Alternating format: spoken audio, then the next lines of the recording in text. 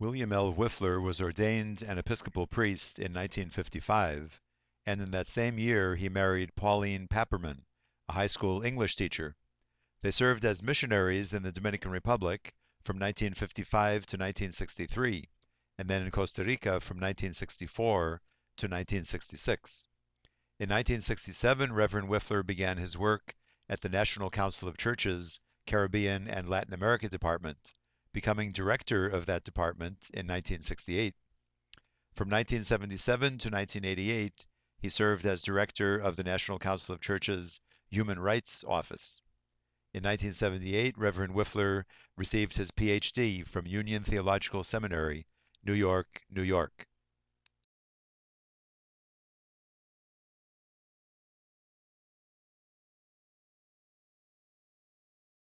In 1965, the U.S. invaded the Dominican Republic in order to prevent the return of Juan Bosch, who had been elected president in 1962, served as president in 1963, and was ousted by a coup in that same year.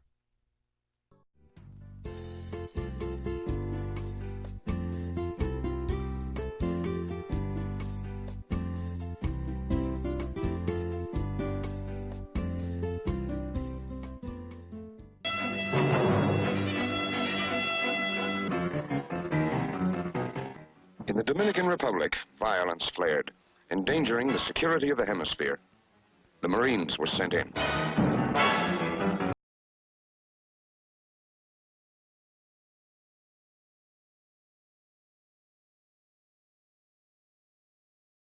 That was clear.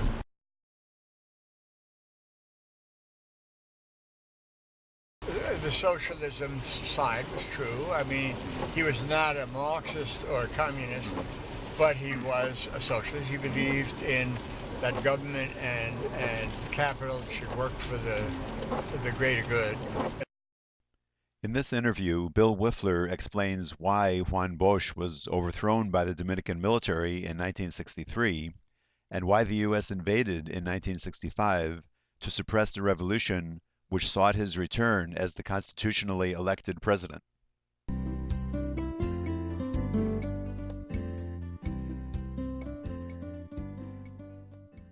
But the problem was that he was asking for reforms, big reforms, constitutional reforms, limiting the length of time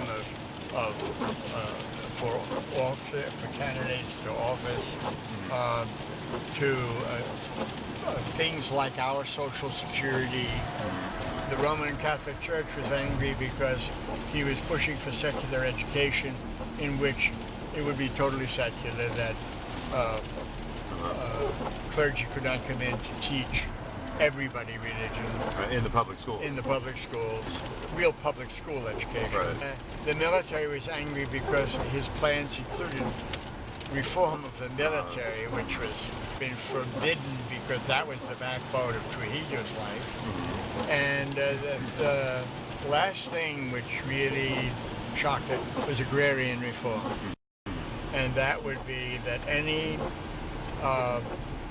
lands that were not under cultivation by big corporations that held them could be confiscated for smaller landholders to raise agricultural products that would benefit the population. And that's all it took. Foreign corporations didn't want Bosch in office, and the U.S. government didn't. Right. So he only lasted 7 months after a landslide vote.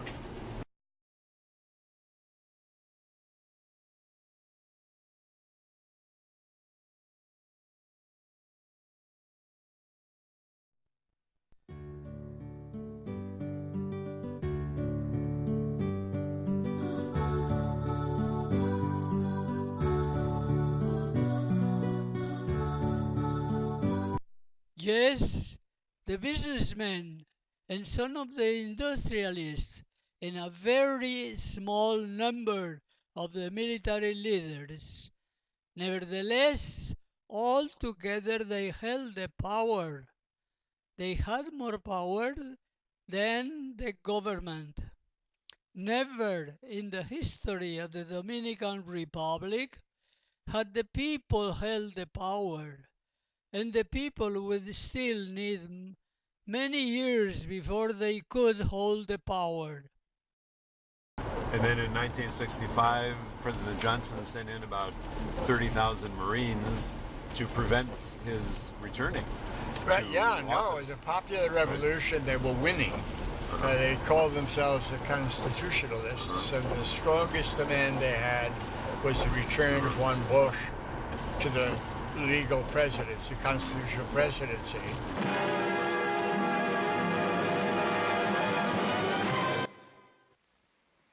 The Caribbean in April. Blue water, gentle surf, sunlit, leisurely beaches. Warmth and laughter and fun. But in April of 1965, the Dominican Republic becomes a scene of violence, unrest, and angry upheaval, endangering the security of the hemisphere. It is a threat which is immediately recognized. The American nation cannot, must not,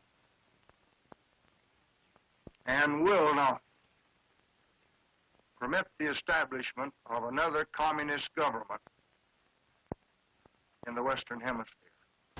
President Johnson ordered in a large detachment of Marines, and they turned the tide. The estimates have varied as to how many people were killed.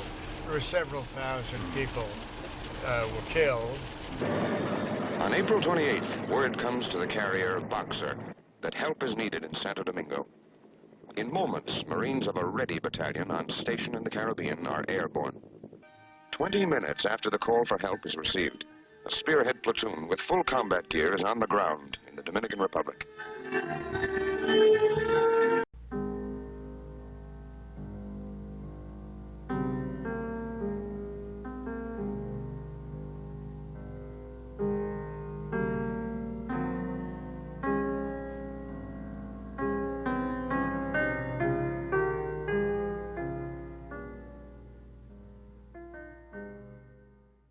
What's the news this morning? Well, the news is about the same as it was last night. We have about 500 Marines ashore. The rebels have heavy weapons and are holed up and barricaded themselves in the center of the city. The police force are relatively ineffective against these people because they can't deal with these heavier weapons. There's now the tank which was promptly knocked out by a bazooka.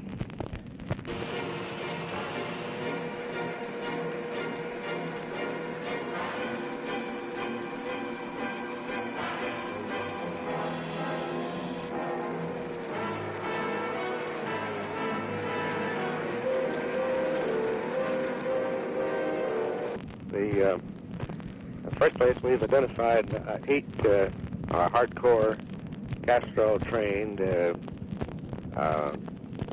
guerrillas that are, and when they came in, they pushed aside the Bosch people and took command of the forces. The Bosch people were, well, they might be slightly pink, but we're not the kind of terrorists that the Castorites were. In our opinion, this is a real struggle mounted by Mr. Castro. What do you think we'll do about it? Well, sir, I think, sir, that we've got to take more positive action to clean these people out. And otherwise, this law will drag on, and eventually these other folks will get, the Castro-led types will get the top hand, and we'll have a mess on our hands. And we'll restore order and turn it back over to the junta. We had a member of the junta that requested that begged us to do this.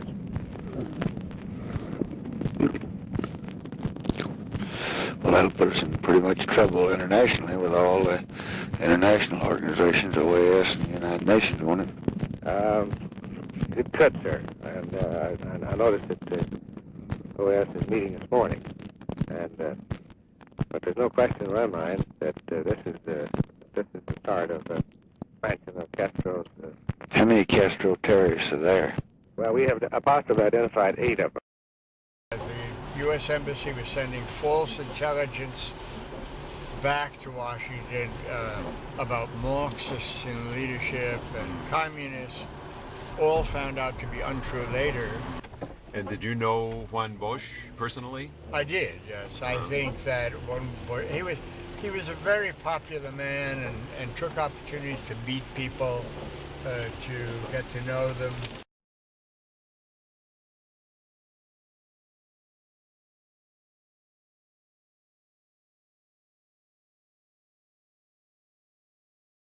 Johnson checked in with his Special Assistant for National Security Affairs, McGeorge Bundy, on the situation in the Dominican Republic and discussed whether or not to send in additional Marines.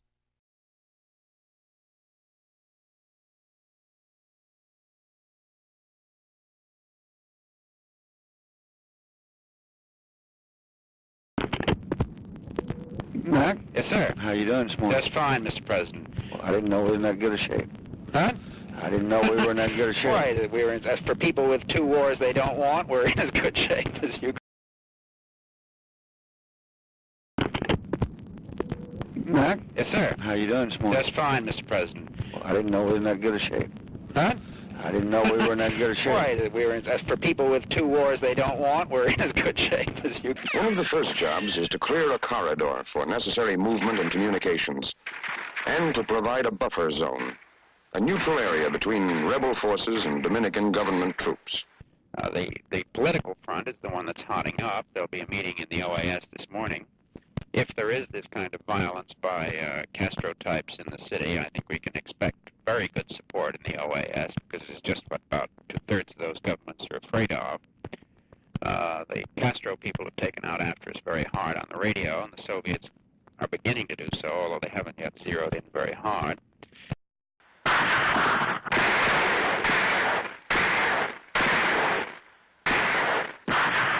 My guess is that we now have a sufficient force on the ground so that we will have to wait and see if the Dominicans can't handle it for themselves with this moral support, but we'll have to keep a sharp eye to be ready to take stronger action if it looks as if the communists were beginning to win. Where are these Castroites coming from? Inside? Oh, this is all inside as I understand it so far, Mr. President, and I'm quite sure that I think we ought to make sure the Navy is watching, but I will be very surprised if the Cubans try anything in the way of an invasion. We certainly ought to watch for it, because it's not a surprise we want to have get away on us. And I sure don't want to wake up there a few hours later and say, well, we were waiting developments and find out Castro's in charge. I agree. Abe Fortas, who had been Undersecretary of the Department of the Interior in the 1940s, became a trusted advisor to President Lyndon B. Johnson.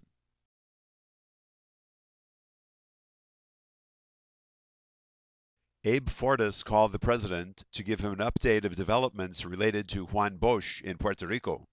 The president, in turn, passed on the news that the situation on the ground in Santo Domingo was heating up. Well, they're shooting at each other now. The Marines opened fire with the communists. They started shooting at their embassy, and the Marines are shooting back. Oh, Lord. The ambassador called twice and says that we just don't know how much to do. The sniper's bullets, we could hear the bullets firing right by the American. As things settle down, the job becomes one of maintaining security. This means, among other things, a constant and careful search of all civilian traffic through the neutral corridor.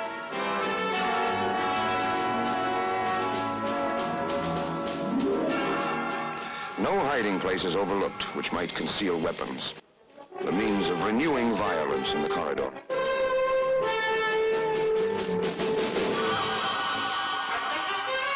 So the Marines remain in Santo Domingo, ready to stay until the danger is past and order fully restored.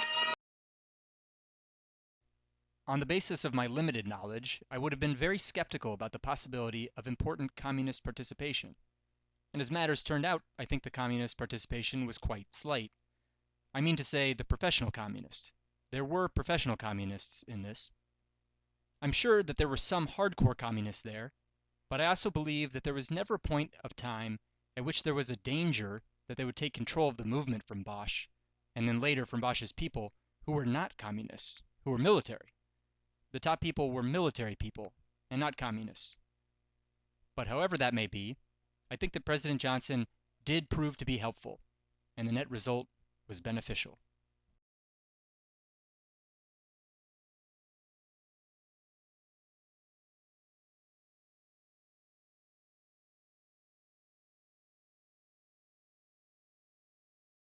The government went back to the old ways of a very undemocratic, and then with Marine boots on the ground still, an election campaign was waged.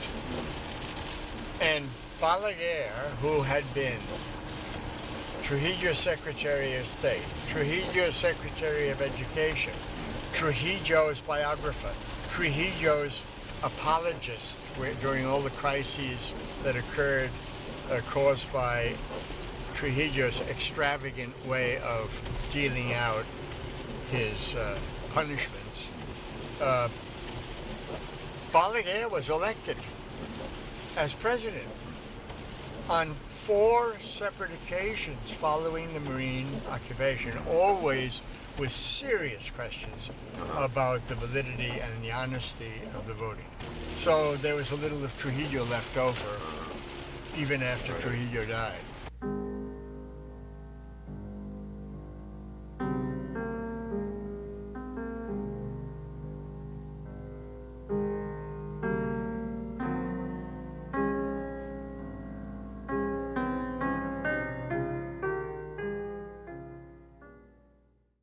Bill, I take it that President Balaguer was favorable toward business and the large landowners, and also toward the foreign corporations. Is that right? Oh, tax breaks, all kinds of special relationships. He wasn't as acquisitive as Trujillo. He didn't have to have partnership and everything. But the sense is that his campaigns were largely paid for by foreign interests to whom he gave great tax breaks. And so Balaguer wasn't the tyrant and the horror that Trujillo was, but he certainly was an empire builder as Trujillo was.